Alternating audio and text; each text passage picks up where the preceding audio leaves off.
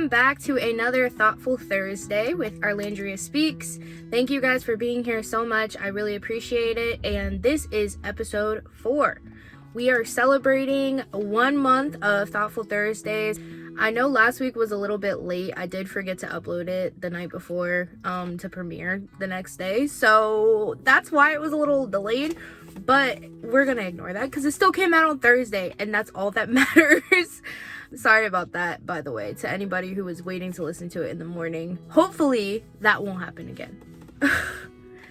So I do want to give you guys a little bit of a life update. The last week for me has been rough yet again, but every day I try to see as a new beginning, as a new time to readjust myself, to rethink everything that I've been going through and try to put myself in the highest situation. So the last 3 days I've been off work, which was really nice because I needed that break. Yesterday was a little bit more difficult for me. Dealing with grief has really been stressful. Dealing with a lot of pain, handling a lot of pain, dealing with random outbursts or meltdowns, I would say, and kind of just rolling with the punches with it. And yesterday I thought was going to be a lot more difficult than it turned out to be. It was difficult, but in the meantime of me like pushing through that pain, I was able to accomplish so much despite how I felt. It was a huge breakthrough for me yesterday, and I'm really proud of myself, to be honest, because after I had that breakdown, I literally did a rage room. Like, I don't know if you guys know what a rage room is, but you basically go to a place and just break things. And I went from sadness to anger in one day. And I did a free rage room where I literally just took all of the stuff that I didn't want anymore that I could break, and I took a hammer and just started smashing it because I was angry. Like, grief can make you sad, but sometimes it can make you angry, sometimes it can make you happy. And in that moment, I was angry. So I took it out on some pots and a candle and a few other things. And it honestly made me feel a little bit better. And part of that was just like handling my grief in a positive way, in a positive coping mechanism, because my previous coping mechanisms were not very helpful for me. They weren't healthy. They were unhealthy coping mechanisms, which involved like self-harm and other things that didn't necessarily make things better for me. And that way I was able to get out my frustrations without hurting anybody, without hurting myself, and that felt really good to do. And yesterday I've been putting it on, I've been procrastinating it a lot, actually. I've been working on a book for the last, I don't know, 5 years, probably. I've been working on a poetry book for the last 5 years, and it's just been like a collection of just multiple proses or poetry writings over the last 5-6 years. And I finally got around to organizing those pieces of work, and just to see how much I had was literally so like inspiring for me and empowering for me. It made me feel like I really did something. Like, even though it took me such and such amount of time, once I put all of those pieces together, I realized how much I had actually written. And I was like, oh my gosh, there's a whole book right here. This is a book. Like, it's done pretty much. Like, I just have to reorganize it, take out what I don't want, keep what I want, and it's done. And like, that is literally so exciting because I have literally never finished a book. I have never had that accomplishment yet, and the fact that I am this close to fully finishing and publishing a book is so exciting. So it is beautifully scarred if you guys are interested in hearing about it, but I will let you know all the details about when it will be published, and I'm super excited about it. So I just wanted to put that out there. That made my day, really. That made my week. And then also on top of that, I kind of turned my pain. A lot of the ways that I've coped within the last few years was writing out my pain. And because I know that the pain that I feel, a lot of other people feel too. It's not just me. And I've realized that over the years that I'm not alone in my pain. So the way that I make myself stronger and help other people relate to my pain and make them feel empowered is by writing out what I feel. And I made probably one of the best poems I've ever made yesterday because I had that breakdown, because I've had that meltdown, and I probably wouldn't have been able to put those words and that pen to the paper the way that I did yesterday if that didn't happen. So this is just a testimony to literally turning your meltdowns and your pain into something beautiful. And I am so happy with my piece that, like, I literally cannot wait to go to an open mic and speak on it, because I feel like it's one of my best works ever. And like, every time I get better, I get more excited and more inspired to want to continue writing and do more, because I know I can continue to push that boundary. So that is my life update from this past week. So I hope you guys are ready to get into this episode. And we are going to be talking about The Mastery of Love. This is the book that I've been talking about, that I was talking about last week, that I want us to jump into. I know I added that life update and it was a little bit long, but I was really excited about it. So I wanted to share it with you guys. So this is the book that we're getting into. And if you don't have it, that's perfectly fine. I am going to read some sections of the book to you. Let's get into it. I'm excited. And I'm going to read a little bit of the back so you kind of know what the book's about before I jump into the first. In The Mastery of Love, Ruiz illuminates the fear-based beliefs and assumptions that undermine love and lead to suffering and drama in our relationships. Using insightful stories to bring his message to life, Ruiz shows us how to heal our emotional wounds, recover the freedom and joy that is our birthright, and restore the spirit of playfulness that is vital to a loving relationships. This book is probably like one of the biggest stepping stones I've ever had in my self-healing journey. I read this book probably last year, and it stays on my bedside because I have to read it over and over and over again, because it's simple, but usually the simple things are the hardest for us to remember. Like, it's easy to forget yourself in like in such a difficult world like it is right now. And a lot of these teachings I feel like were things I already knew in my head, but like I forgot. Like my consciousness allowed myself to forget it. I forgot it in the motions of the world. And it's a constant reminder that you are the maker of your existence, pretty much. And like the only happiness that you need is the happiness within you. And this has helped me so much in so many ways, and I just wanted to share it with you guys. And Dad had also recommended me this book like a million times, and I didn't read it, and I finally did, but I continue to read it over and over again because it's that good. So if you want it, it's on Amazon. It's at mad different places. It's an audiobook. You can get it on an audiobook. You can get it on Kindle. You can get it on whatever. It's everywhere. And it's not very expensive. So it's worth the buy, to be honest. I think it was like $7, I think, for me. So like, honestly, like, get the freaking book. Get the book! Alright. So there is an introduction about basically the teachings that this author is exhibiting, where it's coming from, basically, which is from the Toltecs, southern Mexican nation. And they were scientists and artists who formed a society to explore and conserve the spiritual knowledge and practice of the ancient ones, which that's where this spiritual teaching is coming from. But we are going to the first chapter, which is called The Wounded Mind. I've read this book probably 4 or 5 times, and like every time I read it, I find another piece that I missed the first time I read it, or the second time I read it. So it's really freaking deep. Okay, so in the first chapter, this is like really the intro. It says, "We are masters because we have the power to create and rule our own lives." This is what I've literally been, this is what I said last week. You are the master of your existence. You are the creator of your existence. You are the image of God. You are your creator. You are the creator of your own life. I don't know how many times I could say it. Sometimes I even forget it. Like, It's so simple, but it's so easy to forget. And like the annotation I put was, life can be a living heaven or hell based on the human perspective. We have the power to control what we see, manifesting whether we realize it or not.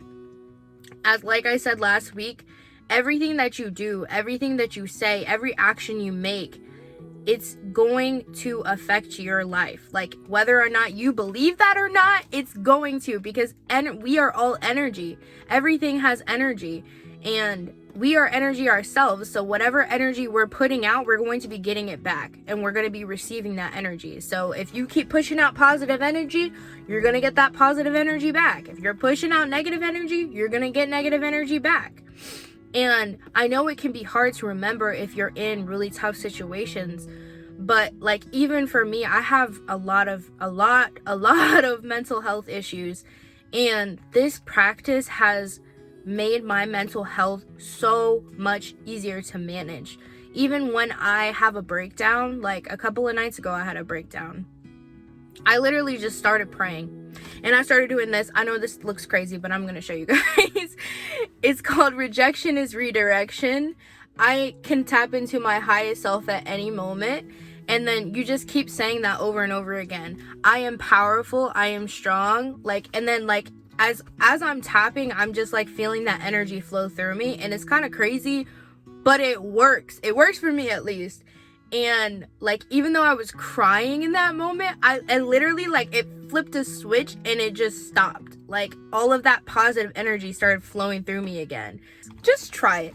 I know I sound crazy. Just try it though. Try it when you're having a really bad day or whatever, either meditate or just do what I just did, and say it over and over and over again. And I also say, I'm the luckiest girl alive, and I tap my chest. I am the luckiest girl alive. I am the luckiest girl alive. And if you just keep saying that, you're gonna feel that energy, but you have to really believe it. And that's the difference in manifestation. You have to see that perspective. You have to believe that your life can be heaven on earth, because heaven is all around us. My dad taught me this. Heaven is all around us. And all we have to do is literally just grasp it and take it. Or it can be hell. You can choose to live your life in hell your entire existence if you so choose. It's about seeing the perspective on life. It really is. Sorry, I got into a little tangent, but we're gonna keep rocking. We're gonna keep rocking. It says we master the image we are going to use in certain circumstances. We become artists of pretending and projecting our images, and we master whatever we believe we are. To relate this back to me or back to you or whatever, the way that I interpret this statement is that we project whatever we think. When I was younger, I used to project whatever image I felt like people wanted to see of me. Not actually who I was, but what I thought people would think was acceptable. And now I am authentically myself. It doesn't matter what situation I'm in. I'm continuously going to be myself, because that's just who I am at the end of the day. And projecting and putting on a mask gets really tiring. It gets really exhausting. You have the power to create. Your power is so strong that whatever you believe comes true. You create yourself. Whatever you believe you are the way you are, because that is what you believe about yourself. Your whole reality, everything you believe, is your creation. The main difference between you and someone else is how you apply your power, what you create with your power. This is literally what I just said. Literally to the T, and you might not believe that, but everything that you do it's free will. That's why we have free will. That's why we have free will on perspective. That's why we have free will on controlling ourselves. And it may not feel that way all the time, but we do. We do have a choice. This was one of the annotations that I put. People believe who they are is unchangeable. But if we've learned to be this way, we can unlearn and be made new again. We must release the mastery of our own self-destruction. To go a little bit in detail with this, I just say, for me, I thought, oh my gosh, because I have borderline personality disorder, I have depression, or I had depression. I don't even associate myself with those things anymore, because I don't want that to be my identity. I thought, oh, because I have these things, this is who I am. Like, this is, at the end of the day, this is just me. But the thing is that I trained my brain to think that. The way that you can unlearn something is by not accepting that standard anymore. So I had no self-worth. I hated myself. But now I love myself. I love everything about myself, because you can relearn. You can change your patterns and fully accept yourself. It's obviously it's hard, but like, you can do it. I was basically creating my own destruction. Yes, there are things you cannot control, but what you do with that pain is going to either make you or break you. And I allowed it to break me until now, which it's making me. All of that pain that I've experienced is making me so much stronger now. All of our drama and suffering is by practice.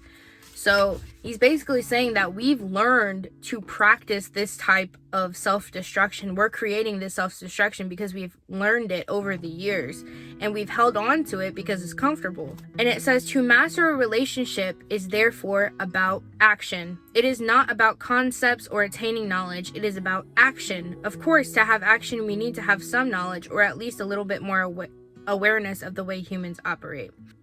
So in order to remaster yourself, you have to kind of have a background knowledge on what you're supposed to be doing. I want you to imagine that you live on a planet where everyone has a skin disease. For 2,000 or 3,000 years, the people on your planet have suffered the same disease. Their entire bodies are covered by wounds that are infected, and those wounds really hurt when you touch them. Of course, they believe this is a normal part of the skin. Even the medical books describe this disease as a normal condition. Can you imagine how these people are going to treat each other? In order to relate with one another, they have to protect their wounds. They hardly ever touch each other's skin because it is too painful. If by accident you touch someone's skin, it is so painful that right away they get angry and they touch your skin just to get even.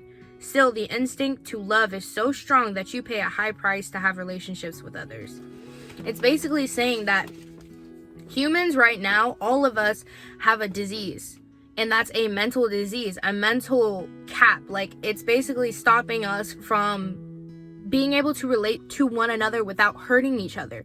We're constantly touching each other's triggers. We're constantly touching each other's wounds or trauma or pain and making it worse, even if we don't intentionally mean to, because we haven't healed yet ourselves, and we're trying to connect with other people, but we're only continuing to spread that disease. And I think that's really a powerful thing, because that's why I said in like 2 videos ago, spending time alone is so important. Other people are not going to heal you. The only person that can heal you is you at the end of the day, and God. And it says all humans are mentally sick with the same disease. When the fear becomes too great, the reasoning mind starts to fail and can no longer take all of those wounds with all that poison. So it's basically just saying, like, eventually you're gonna hit rock bottom. I've hit rock bottom mentally a few times. Humans live in continuous fear of being hurt, and this creates a big drama wherever we go. We're always afraid to be vulnerable. So many people that I know build up walls because they're scared. They're afraid because of their past trauma, and that sometimes stops them from having opportunities that they should have if they would have had just gone for it versus just being afraid. This creates a cycle of lies, masks, and confusion. I added that as an annotation. It says in order to protect our emotional wounds and because of our fear of being hurt, humans create something very sophisticated in the mind, a big denial system.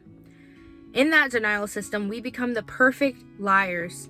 We lie so perfectly that we lie to ourselves and even believe our own lies. Like, dang! And I think this has a lot to do with shadow work, and like, sometimes we lie so well to ourselves. Like, for me, I hated myself. I kept saying, I hate myself, I hate myself, I hate myself. So I believed that lie. I allowed myself to believe that lie, but it wasn't really true at my core. It wasn't true. Even though it felt like it was true in that moment, it was a lie. And we constantly deny because we're afraid. And then this continues on. We wear a social mask because it's too painful to see ourselves or let others see us as we really are. And the denial system lets us pretend that everyone believes what we want them to believe about us. We put up these barriers for protection to keep other people away, but those barriers also keep us inside, restricting our freedom. Freedom represents breaking out of your fear. That's what it represents to me. Everything that I'm afraid of now, I run towards it because it's going to continue to make me feel like a freer person as I continue to go on into life, because that fear is there for a specific reason, to show you a version of yourself that you're afraid of, or for you to conquer something that you something inside of yourself that you haven't really dealt with in a long time or never dealt with.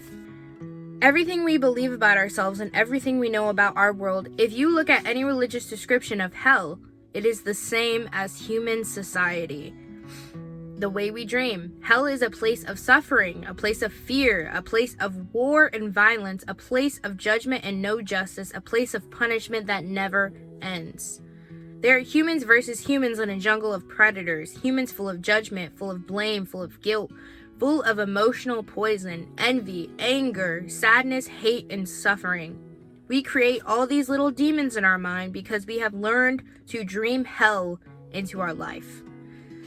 I'm not even going to say anything on that because that's enough said. It's enough said. Like, as I said previously, we see life either heaven or hell, and it's our perspective. Whatever someone says about you, whatever they do, you don't take it personally, and it doesn't hurt anymore. You no longer need to protect yourself. You are not afraid to love, to open, to share your heart. A huge part of that for me that I struggle with is not taking things personally, because not everything is always about you. It's sometimes they're doing that as to project onto you their own fears or their own trauma. And sometimes they're just scared and they don't want to be vulnerable. And that's okay. Like, it's not to hurt you specifically. And even if their intention is to hurt you, it's not because of you specifically always. Most of the time it's because of their own fears or because of their own previous trauma or whatever. Like, and most of the time it's really hard for me to let go of that because I'm such a sensitive person. But as I've continued on, the more that I've learned is, like, you have to look into other people's perspectives. You can't just see from your own eyes. You have to be an observer of other people's lives too. And that way you have an open viewpoint of how everyone is feeling in the situation and not just you. And you have to let go of taking things personally or having expectations or making assumptions, because that can really cloud your brain and make you overthink about things that you shouldn't have even thought about in the first place. I'm about on page 18 of this chapter. This video is a little bit long, so I'm not going to finish it, but if you guys want to finish chapter 1 without me, go ahead. I would really love for you guys to continue reading on. And if you finish the whole book, finish the whole book. It's not a long read at all. It's pretty short. So if you want to add any comments in the comment section below, let me know. If you felt like any of this resonated with you, let me know in the comments below, or just message me. It doesn't matter, text me, whatever. And if you enjoyed this video, give me a thumbs up and let me know if you guys want me to keep diving into the mastery of love. Thank you so much for being here on this Thoughtful Thursday. I really appreciate it, and I hope you guys have a wonderful week. Peace.